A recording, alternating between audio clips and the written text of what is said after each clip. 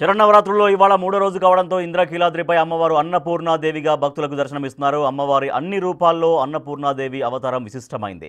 సకల జీవరాశులకు ఆహారం ప్రసాదించే అన్నపూర్ణాదేవికి పరమాన్నం, బూరెలు నైవేద్యంగా సమర్పిస్తారు. అమ్మవారిని దర్శించుకునేందుకు భక్తులు అధిక సంఖ్యలో తరలివస్తున్నారు. సాక్షాత్తు పరమేశ్వరుడికే భిక్ష పెట్టిన దేవత అన్నపూర్ణాదేవి.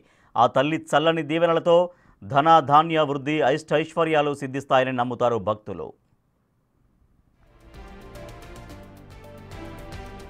పరాశక్తి అఖిలాండకోటి బ్రహ్మాండ నాయకి జగన్మాత ఇంద్రకీలాద్రిపైన కనకదుర్గా స్వరూపంగా అవతరించి భక్తులను అనుగ్రహించేటువంటి ఈ దివ్యమైనటువంటి ఈ క్షేత్రంలో ఈ విశ్వావసనామ సంవత్సరంలో శ్రీదేవి శారదా శరన్నవరాత్రి మహోత్సవాలు అత్యంత వైభవోపేతంగా ప్రారంభమై నేడు మనం మూడో రోజులో ఉన్నాం.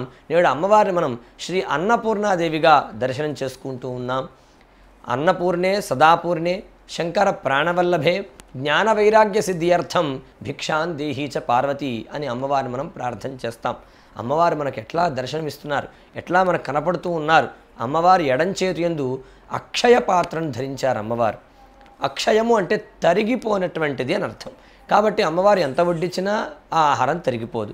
అట్లాంటి అక్షయ పాత్రను అమ్మవారి ఎడంచేతి యందు ధరించి ఉండి కుడి చేతి యందు వజ్రాలు పొదగబడినటువంటి బంగారు గరిటతో వడ్డిస్తున్నట్లుగాను అమ్మవారి పక్కనే పరమేశ్వరుడు ఆది భిక్షువుగా భిక్షపాత్ర ధరించి అమ్మవారి నుంచి ఆహారం పొందుతున్నట్లుగా మనకి కనబడుతూ ఉన్నది. అంటే అమ్మవారి యొక్క ఆహారం, అమ్మవారికి అన్న ప్రసాదం ఎంత వైశిష్ట్యమైంది, ఎంత విశేషమైందో మనకు అర్థమవుతూ ఉన్నది. అటువంటి అమ్మవారి యొక్క ఉపాసన చేత, అమ్మవారి యొక్క ప్రసాదాన్ని మనం పొందడం చేత మనం ఏ ఫలితాన్ని మనం పొందుతాం? జ్ఞాన వైరాగ్య సిద్ధ్యర్థం భిక్షాన్ దేహీ చ పార్వతి అని ప్రార్థనలోనే ఉన్నది. అంటే జ్ఞానాన్ని మనం పొందుతామంట. అంటే జ్ఞానం లేకపోతే మనం ఎలా జీవించాలి, ఎలా వ్యవహరించాలి, ఎలా విజయములు సాధించుకోవాలో మనకి తెలియదు. కాబట్టి అమ్మవారు ఇచ్చేటువంటి ప్రసాదం, అమ్మవారికి అనుగ్రహం వల్ల మనం ఇహంలో విజయములు సాధించడానికి కావాల్సిన జ్ఞానము, పరంలో అమ్మ సాయుధ్యానికి పొందడం కావాల్సినటువంటి వైరాగ్యాన్ని కూడా అమ్మ అనుగ్రహం చేత మనం పొందగలుగుతాం. శ్రీమాత్రే నమః. స్వస్తి.